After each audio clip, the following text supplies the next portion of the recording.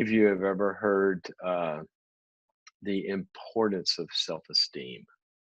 You ever heard that? Um, what I'm going to say is going to rub some of you the wrong way. Um, I understand that. We have different opinions. I hope it doesn't offend you. That's the last thing I would want to do. But self-esteem is not a very helpful concept for a number of reasons. I mean, this has been documented all over the place. Um, the idea that we spend time and energy trying to think of ourselves as good leaves a lot of fragility in place. And sometimes it leaves also the openness to lots of reactions if people don't respond to us as if we are good in the way that we determine to be esteemed.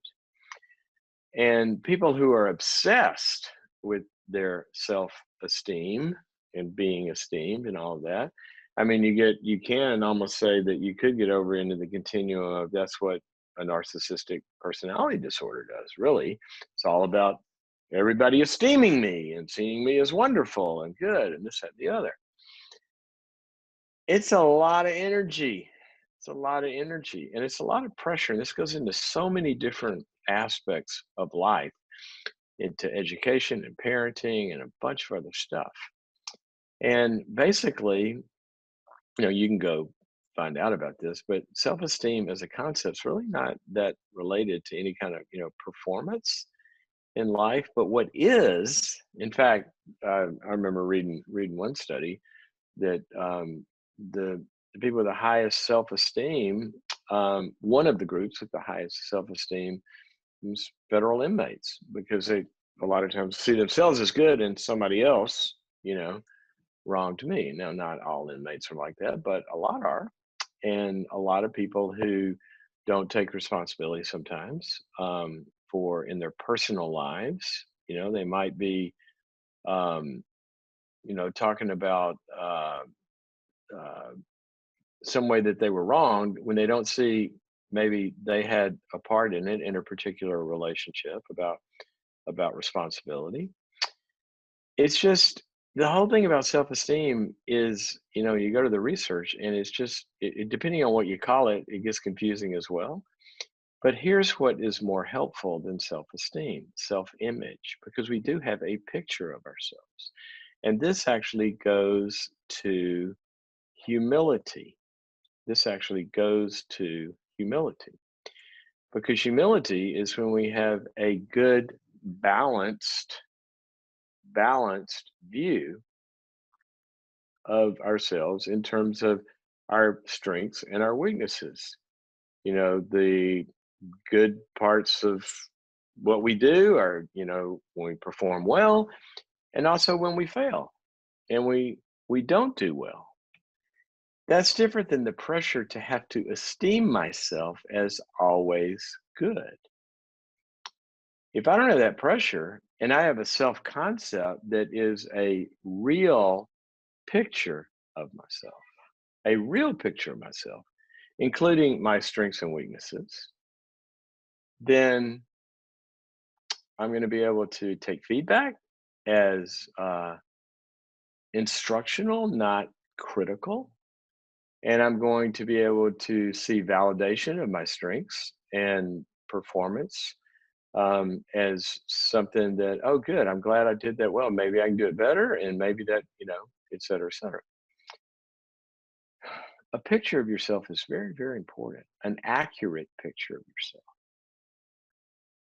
Accurate. Okay.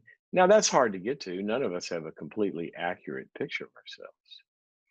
But I want you to think about, wouldn't it be better? Because this is what humility, the core of humility is about, is wouldn't it be better to have an accurate picture of my strengths and weaknesses than walking around with the pressure to always be esteemed by everybody? And somebody points out a weakness or a mistake I make or whatever, to have an issue with that, or the pressure. Think of how many times parents feel the pressure. Oh, I don't want to damage little Johnny's self-esteem. Well, sometimes Johnny's esteem of himself is wrong. Sometimes we think we're right and somebody else did us wrong, you know, when actually maybe we need to take ownership of I played a part in this. I made a mistake in this relationship or that relationship. So just something to think about. Um, self-concept. Let me tell you the best self-concept or the best way to think about this. Look at your strengths and weaknesses, work on your weaknesses, enhance your strengths, find the strengths that are your signature strengths and find ways to express those. But also be open and include in your self concept that I'm a person that can make mistakes and I'm a person that needs other people, that I'm not independent and on my own. I'm not Superman. I have frailties. I have needs. Sometimes I hurt. Sometimes I need your help.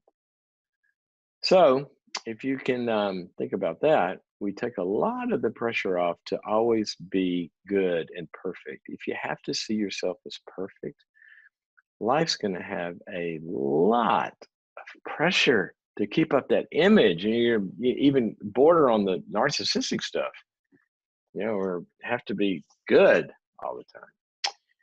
So, just a little few thoughts there. Um, self-esteem, making people feel like they're all good and there's nothing that they need to work on. Like I said earlier, it's really not related to any actual performance issues in life, but it's good to have a good self-concept because you know what? People come to me oftentimes and they say, "How do I get more self-confidence?" And I always say, "Well, what do you want to have self-confidence in?" They say, "Well, this or that." And I say, "Well, go work on becoming good at this or that." Because when we build competency instead of inflating our view of ourselves, when we build actual competency, okay, you don't really worry about being whether you're seen as good or bad. When a toddler learns to walk, certainly need encouragement. You can do it. You can do it. Let's try it. But what do? They fall down, they get up, they fall down. And after a while, they learn to walk and they don't wake up in the morning and saying, I'm a good walker. I'm a good walker. I'm a good walker. No, for the rest of their lives, they walk and they forget about it fully confident. Where does that come from? It comes from building skills, it comes from building competencies. Competencies.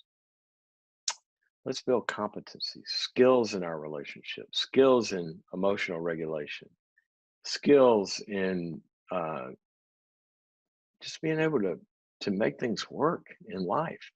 And then we get up in it every morning. We're not so concerned about ourselves, whether I'm good or bad. We actually go do a job. And when we're not concerned about ourselves, we can do our jobs in the service of others and helping others.